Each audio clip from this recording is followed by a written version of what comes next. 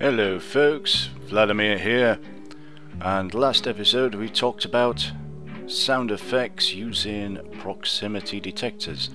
Now, there were some comments saying you could try and make this quieter using the new spawn mechanics. So that's what I shall be showing you today. Now, let's start from the beginning, shall we? The most silent of the mobs that you can spawn from a mob spawner are both the snow golems and the villagers. So if you changed, there we go, if you change the mob spawner to a villager, there is absolutely no guarantee that he will spawn inside of this darkened chamber unless you buried this and made the whole area airtight.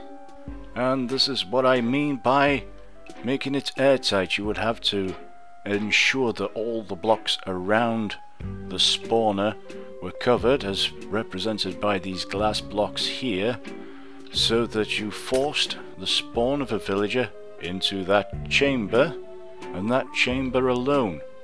Now, you could actually make your proximity detector like this if you wanted to, a big glass square, so you could cut and paste it around your world. And in fact, before positional data was actually introduced to the world of Minecraft, I was actually doing such a thing as this. I think it was in the sewer section you may have seen up on the roof.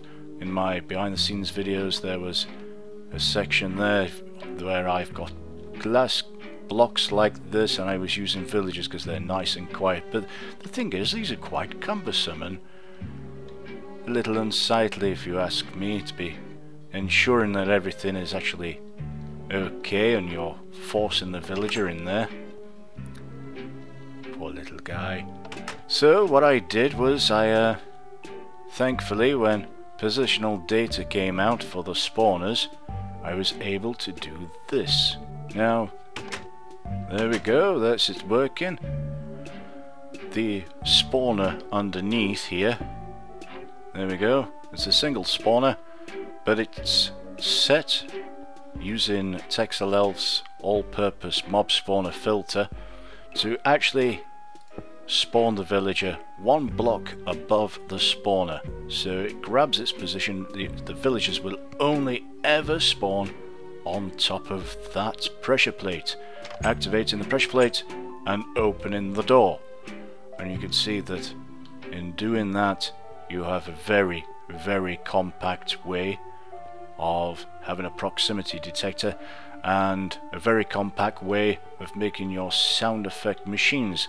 Now, the downside on this is that you can't copy and paste this because the spawner here contains the data forcing the villager to spawn on top of this position. So if you were to copy and paste that spawner and say bring it over here, if you placed it inside there, the villager would still spawn over here because this is where you've told it to spawn. But if you were inside MCEdit anyway, copy and pasting, then making one of these is a doddle. So without further ado, let's fill that in, and we'll replace this iron block with a spawner in MCEdit, and I'll show you how it's made. Okay, so we're in MCEdit now, and I've selected the iron block. Now the iron block is here. We're going to click on filter down here, and in filter we're going to go to the all-purpose mob spawner tool. This is a filter by TexelElf. Now these are the settings that you will need to set in order for this to work. Okay, so mob type here, we're going to set that to villager. We are then going to leave all the spawn data because we want it as random as possible. If we're going to use this as a sound effect machine, you don't want it to be spawning all the time and setting off everything all the time. The players will simply get bored of it. Positional data here, we're going to set that to relative, and we're going to set the Y position to 1. That means it will spawn one above the position of the mob spawner, so on top of it. So because we want the villager to die upon spawning, we will change the health here. We'll change that to 1, and because he's got 1 health, or half a heart as it is, we shall set him on fire. Give him 160, that should do it. And because he's now on fire when he spawns in, he'll reset himself straight away. So we'll hit the filter button. There we go. And then we'll save this and go back into Minecraft. Okay folks, we're back in Minecraft, and as you can see, our spawner that we've just placed is here, and the villager is spawning on top of it. Ignore this one, it's still activating. So, in order to make it into a proximity detector, we're going to have to place a pressure plate on top of the spawner. That way, when the villager spawns, he's going to be pressing on the pressure plate and activating it. There you go, you can hear the click. So if we place a door here, when the villager spawns, the door will open.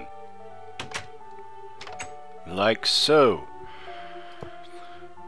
And if we want to use a dispenser, we could place a repeater there and dispenser in, fill that up with our potions, and when he spawns in, the potions will splash up against the repeater. Like so. And also, like last time, if you want to fill it with fire charges, you can do. There we go. So as you can see, this is a very compact version of the device I showed you last time. But as I've said, you won't be able to cut and paste this around your world. You will have to place it around your world, but using Texelelf's all-purpose mob spawner filter in MCEdit, it's no problem at all. So I hope this episode has been useful for you. I shall be showing other uses of the set spawn data functionality of mob spawners in my next episode. I've been Vladimir, and thank you very much for watching. See you later, folks.